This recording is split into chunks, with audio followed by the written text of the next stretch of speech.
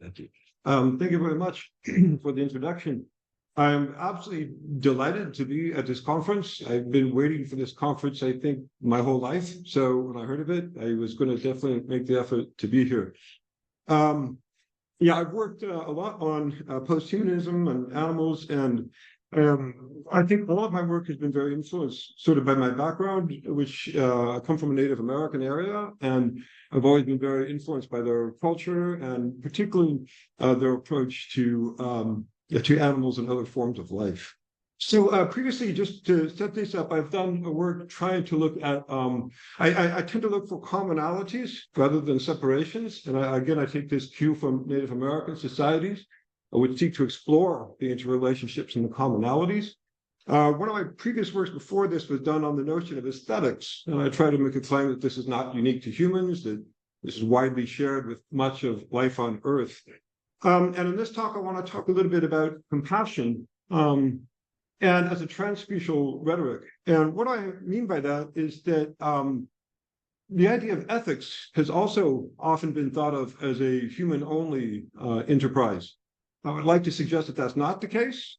And I'd like to suggest that to build a rhetoric of transspecial ethics requires us to look at other species' ideas of ethics. So why is this important? Given the intense danger to all human civilizations and indeed to much of life on Earth due to our current environmental devastation brought about by prevailing economic and political practices, much consideration has been given to establishing a sense of ethical relations of life on Earth. So what could that look like is what I want to try to explore. And my commonality, my touchstone here again, is compassion. I'm going to be focusing as an intro on the lion and the mouse, ATU 156.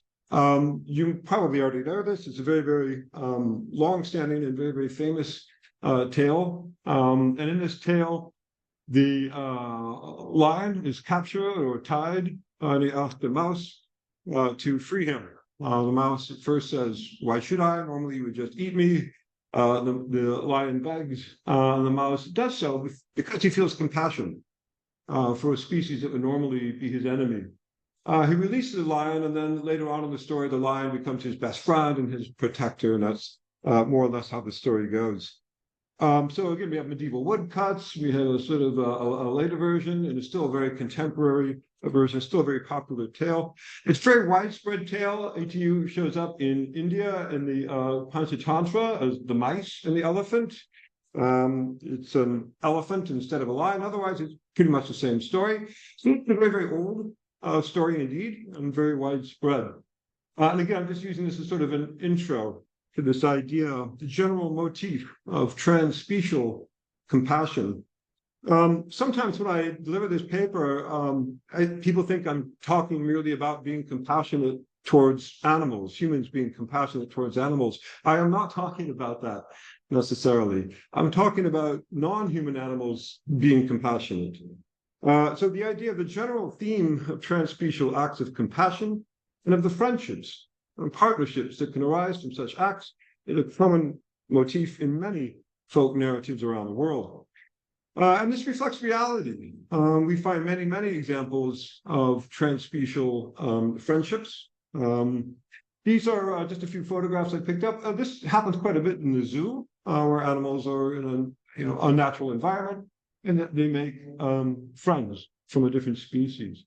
The one on the bottom I found sort of interesting. This is in a refugee camp for people. Everybody has been displaced, and these animals had lost their people, and they had found each other. Perhaps the most interesting is the one on the right. This is taken from a series of photographs by a photographer who came across in the wild a very unusual friendship. It was a long-standing friendship and partnership between a wild wolf and a wild bear. This is unusual. They don't normally team up across species, but these two individuals liked each other. They hunted together, they slept together, they played together. And we see many, many examples of this around the world. So the idea of establishing a rhetoric of posthuman ethics through the lens of compassion. What is it when other species feel? And Again, most of Western philosophy, this is completely new territory. It's been largely thought that compassion and ethics that follow were only for us. How can we get through this? I think folklore can help solve this. Again, I work a lot with Native American cultures, and that's the top one from Alaska. So there's that one. This one is again is a retelling, a modern retelling of the mice and the elephant. Folklore as a non-hegemonic discourse can often express things that are not expressed in the institutional or the authoritarian discourse. This can take many forms, and again, Native Americans are my particular research interest. And the whole point of a lot of their performances is to try to establish proper ethical relationships with the non-human world. So why now? Probably for all of us, this is pretty obvious. The Anthropocene, the loss of biodiversity. Animal populations worldwide have declined nearly 70% in just 50 years. I'm a little over 50. That means animals in my lifetime, the world has lost 70% of its animal populations. It should be noted that this has not stopped. This trajectory has not stopped. It has not slowed down. So, of course, I'm very worried about what the future may bring. And after these two here, showing the extinction rates over time, the one on the right featuring a frog is actually a more recent one saying that the early reports had underestimated the amount of loss of life. So again, this is something that affects us, and by us I mean everything on Earth. So why now? Another opportunity is posthumanism and personhood, including the vernacular posthumanism. And by vernacular, I mean posthumanism's beyond what academics talk about. So if you look at Facebook feeds, if you look at memes, we see that these general ideas of posthumanism have gone outside of the academy, far, far outside of the academy, and are part of many, many people's lives now. The idea of animals have souls, of course, brings us into ethical relations. Yeah, another species of the soul. Then what we do has some spiritual implications. This is new for Western discourse, largely, and it is not at all new for Native American discourse. This is what their system of ethics is built on. So why now? Another very interesting development is developments in ethology, animal behaviors. So much more of what we thought was unique to humans is no longer the case. So birds use linguistics rules thought to be unique to humans. Bottlenose dolphins can learn vocal labels to address each other. In plain talk, that means dolphins have personal names. Dolphins remember other dolphins' personal names for over a decade. Each dolphin has a personal name. Octopi, Atlantis, the underwater city built by octopuses. I find octopuses a very interesting thing. They're very smart, very social, very artistic, one might say. And they're a mollusk. They're more closely related to a snail than they are to us. We used to, when I was an undergraduate, it was the tool user. Now, of course, that's been, it was first disproven by Jane Goodall with chimps, and widened out to all the primates. We know crows make tools and use tools, and now we know that even fish make tools and use tools. So a lot of what we thought was unique about Homo sapiens sapiens has been scientifically disproven. Why now? Increasing recognition of indigenous worldviews, especially on issues of sustainability. Indigenous peoples are among the poorest and most disempowered peoples in the world. And if you look at where they spend their energies, at least in the United States and the groups that I've worked with, they have a lot of issues to contend with due to post-colonialism, loss of language, loss of lifestyle, loss of a lot. And yet where they put a tremendous amount of time and their effort is in defending the environment, defending the ecosystem. They're not doing this for money, not to get their fair share, but rather because they view it as a spiritual and ethical requirement. So how do these two diverge? Are Native American views so different than Western ideas of ethics? And for me, this is a bit of a archaeology projects, an archaeology of ideas. Anthropocentric ethics is Western ethics. And I think we have to recognize that. And in Europe, you can draw a direct line from the Abrahamic myth to Descartes, the mind-body split. Here we have this central mythic story, the sacred creation story, where before there were animals, before there were anything else, there was a human male, which tends to imply that human form was here before everything.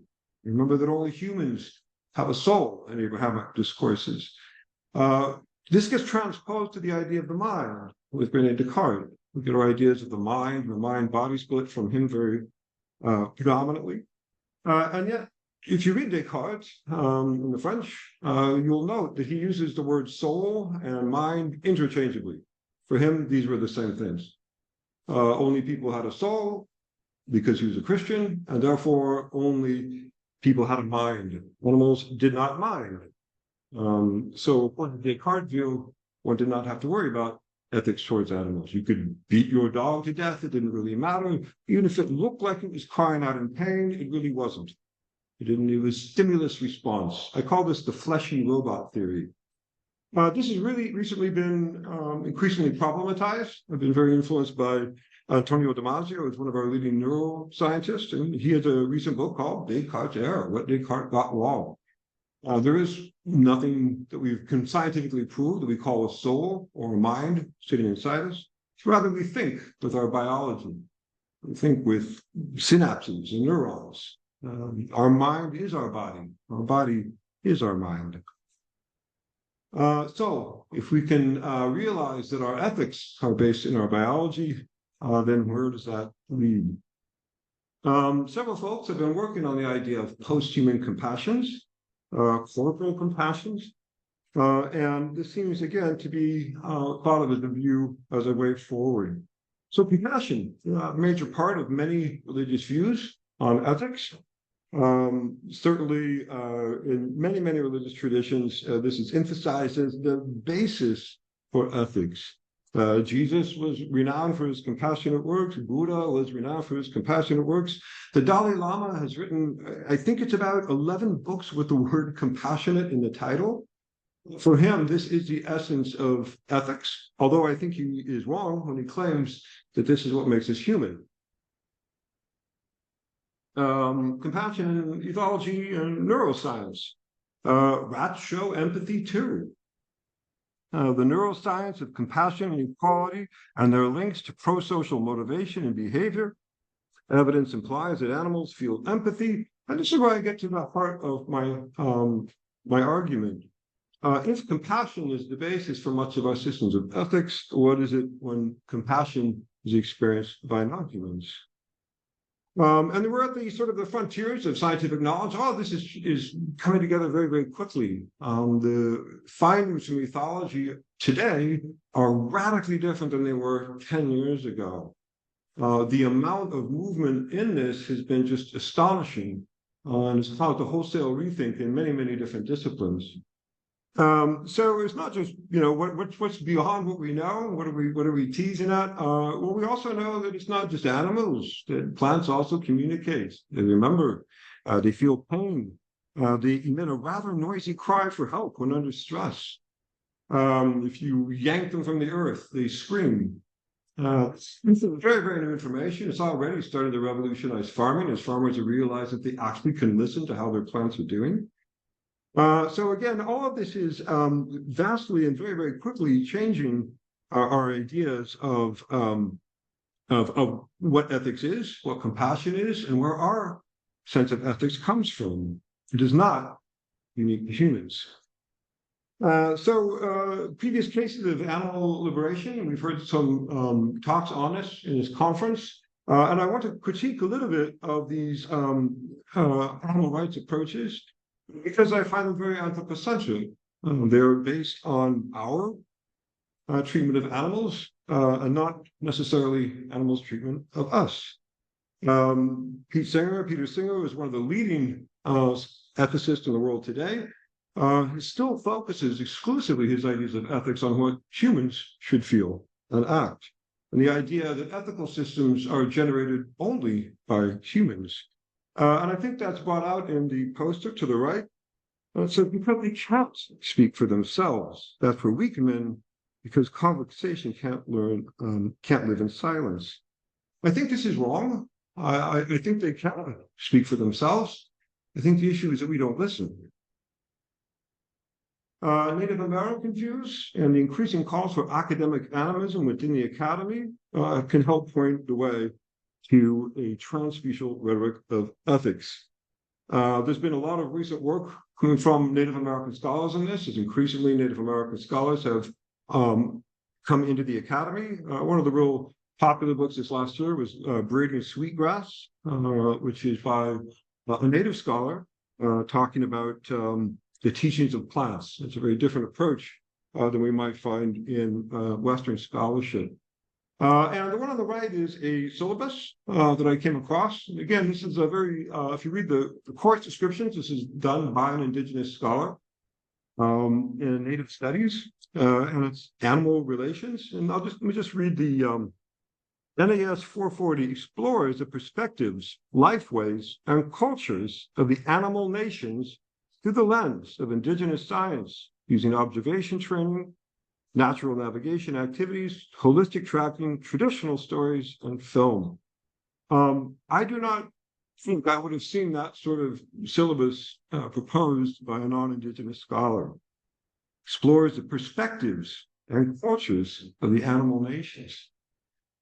Now, this is sort of interesting with Native Americans, because Native Americans do, of course, like we all do, live off life. They gather, they harvest plants, they also hunt. But for them, whenever they harvest a plant, whenever they kill an animal, they recognize that they are, in their framework, working with the soulful being. For Native Americans, the quality of empathy is one of the things that establishes that they do have a soul. So hunting with Native Americans is inherently a spiritual activity. I grew up in Alaska in a Native area. I grew up hunting in subsistence communities, both with Native and non-Native groups. And even though we were engaged in similar activities, they were radically different. When I would be hunting with non-Native groups, it was a pretty mundane activity. We're going to go out, get some meat for the freezer, leave the rest for the squirrels. If you hunt with Native Americans, it's inherently a spiritual activity. You're going to kill something with the soul. And that means you have to take care of that. You have to pray for the animal spirit in the afterlife. You have to treat them as well as possible. You have to make sure you're going to use every little bit that you harvest. Nothing will be left to waste. Anything that is absolutely not usable will be reburied in some ceremony. So life feeds on life, whether we harvest plants or animals, and yet it can do so compassionately, with concern for the well-being of the individuals, and even more so for the species.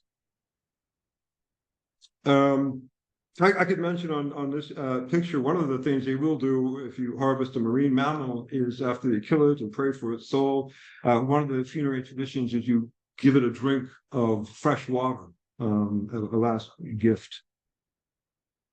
Translating this into ethical relations, if we think that other life also has a soul, or also has some sort of ethical standing, how do we survive? Again, life feeds on life, whether that's plants or animals.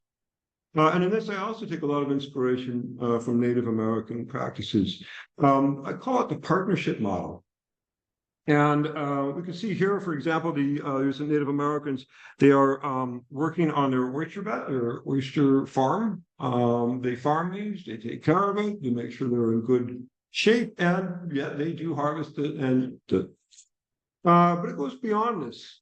And the partnership model comes in for many Native American philosophies, is the belief of a spirit or a soulfulness, not just an individual organism, but also at a larger level, particularly the species level. So there's a species of the caribou, species of the salmon, a species spirit for every living thing.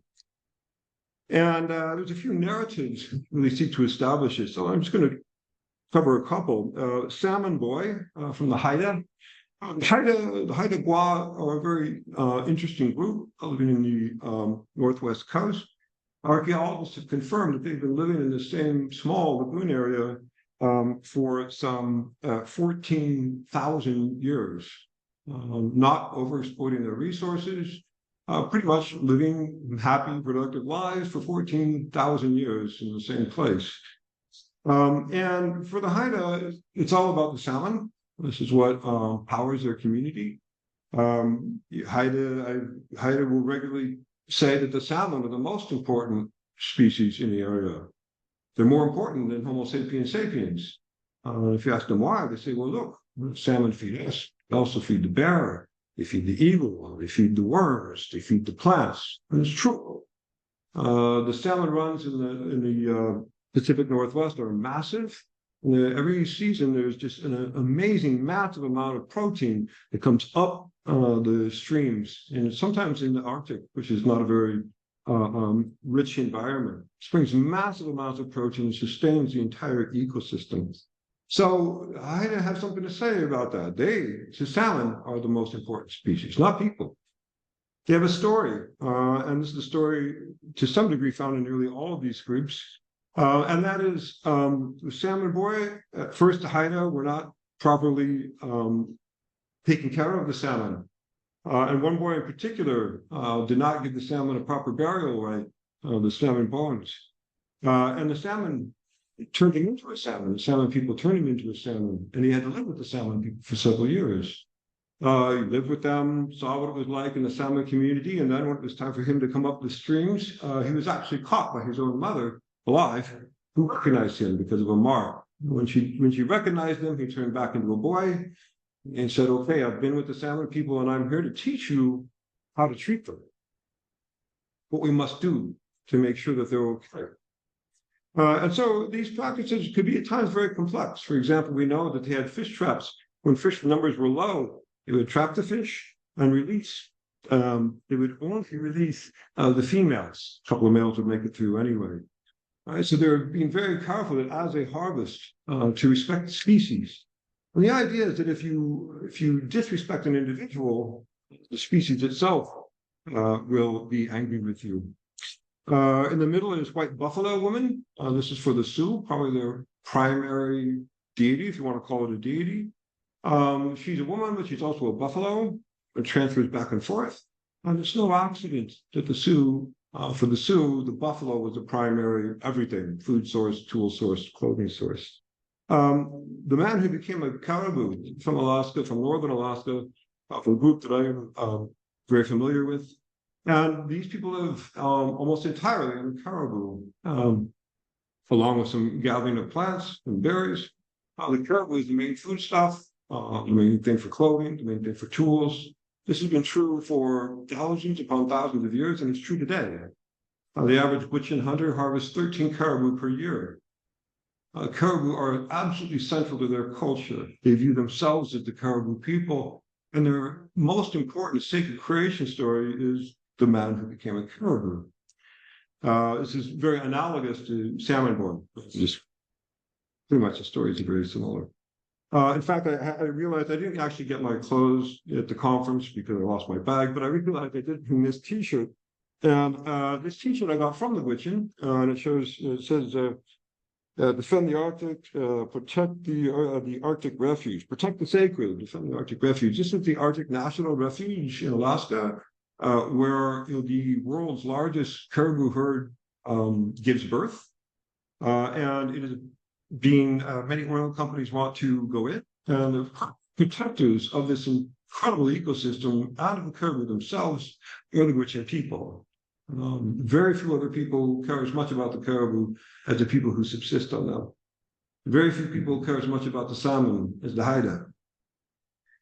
So again, how can life eat life ethically? And how to make sense of an ethics in a world of 9 billion people, widespread human-caused extinctions. And again, I would say that compassion is a frequent basis for ethics. And if we acknowledge that others feel compassion, we can begin to explore what more than human ethics might look like. And folklore, the counter-hegemonic discourse provides numerous examples of compassion. Maybe I focus on Native American, but again, as I started off with the lion and the mouse, we can see this in many, many different traditions.